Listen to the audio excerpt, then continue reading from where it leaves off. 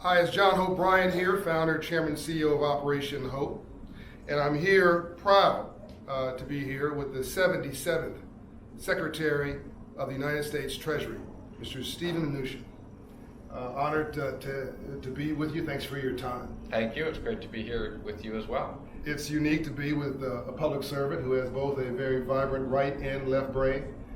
He has produced movies in his prior life. My favorite is The Accountant, but it's so many it's hard to count, and it's easy to count when you're Treasury, but he's got a great history in the creative spaces, but also in business, and now in public service. And the highest and most consequential form of that, which is the Secretary of the Treasury, which is, in my opinion, a world leader, because he's helping to guide arguably the largest and most important economy in the world.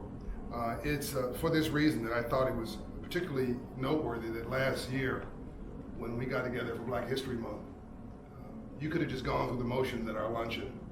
You could have been gracious and gave your standard remarks or whatever that would be, I guess what they prepared for you, but you didn't. When I talked to you about the Freedman's Bank, about the legacy of this bank that was chartered by Abraham Lincoln in 1865 on this day, March 3rd, to teach free slaves about money, give them a domicile for their savings. Of course, you knew of the history of the bank, but you were genuinely struck by its untapped potential, and you vowed to do something about it. And because of you, I met with your deputy secretary, and later your comptroller of the currency, who's trying to modernize CRA, and I commend him for that.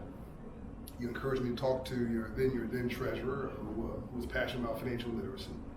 Your office followed up with me to make sure that there was follow-up and follow-through. You cared. You leaned in. I always talk about morals and money. And so before I ask you this question, I'll set the stage a little bit, and you correct me if I'm wrong, because you are a historian also. After the Civil War, when some ways could argue the Civil War was about morals and money, and the Treasury Department backed up our nation's leader, then Abraham Lincoln, by financing the Civil War. That was morals, or money backing up on morals. World War II, you had, in the backdrop of World War II, you had the Marshall Plan, which rebuilt incredibly large parts of Europe. I'd argue that's morals and money. I think what we did today, what you did today, the GI Bill was arguably morals and money, education, a mortgage, an apprenticeship. And I look at programs like your mentoring program today, that I know you're very proud of. And I look at what we tried to do in honoring the Freedman's Bank legacy. And I both see it as common sense and as an extraordinary. Why would you ever care about this? Why is it important for you to do this? Well, first of all, thank you for being here, and thank you for the idea. So, as you said, you gave us this idea a year ago, and you worked with us. It was your idea. And we followed through on this. And it's very important. It's an important symbol. It's important what it means to the people at the Treasury, to people more broadly, and we're proud of everything. But you also talked to me about it another time.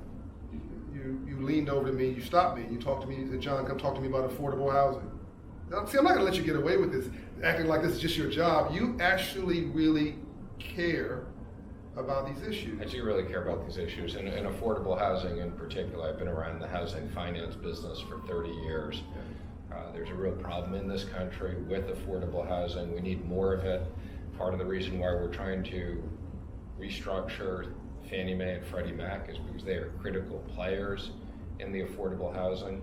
Part of the reason why the controller has looked at redoing CRA is we need more money in affordable housing. So this is an area I've been in for a long period of time, and we think we can make a real difference in. So, okay, so you have CRA reform, which is technically under you. It's not, I mean, it is under you, everything's under you, but it's something that you put your finger on.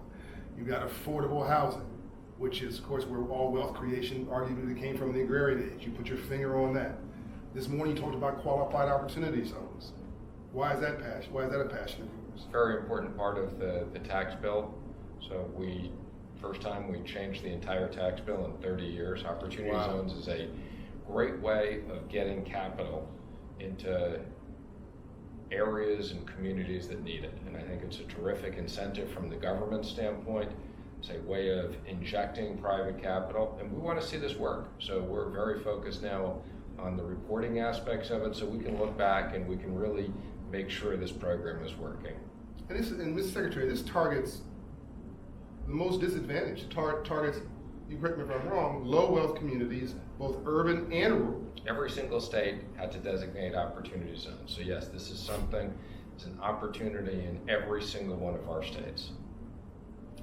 And then this morning, you did two extraordinary things to me. One, you talked about financial literacy. This is again unscripted. I didn't see you reading from a teleprompter up there. You talked about financial literacy being, I'm going to give you a break. You said the most important thing. I would say one of the most important things in the world today. Why? Well, I think it's the great leveler. You need to have financial literacy. You can't get jobs. You can't compete. You can't move forward. Financial literacy is it's just a very important criteria. And the last thing that I'll mention, to me, all this speaks to your character. You're a very humble guy, but this says something about your values and how you were raised and what you believe in. Wherever that came from, whether it's your mother or your father, I want to thank them through you for pouring this into you, this humanity. Bob Johnson, it's an interesting pick to. You could have played this safe, but you did a conversation unscripted with Bob Johnson, and he wasn't making nice. He was talking truth to power. You seem to enjoy that as well. I have a great admiration for Bob. He and I have gotten to know each other.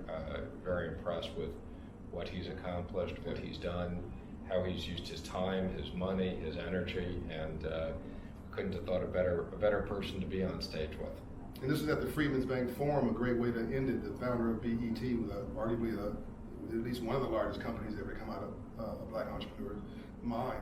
What inspired you the most about that closing conversation? What was your takeaway as you leave to deal with coronavirus, you deal with what's going on in China and the rest of the world? All these things are occupying your desk. What do you leave with from this morning? Well, it was great inspirational story of his, an incredible success story. Not someone who went to Harvard Business School, someone who started out hard work. Loved the story how he said he got his business funded, and the story of how he kept big ownership in it. Great entrepreneur. Yeah. Thank you. Your legacy is in place. I want to thank you so much for all that you have done and all that you're doing for the least of these God's children. And we look forward to see you this time next year on March 3rd for the honoring of the Freedman's Bank legacy. And for all those who are watching, the Secretary of the Treasury. Thank you.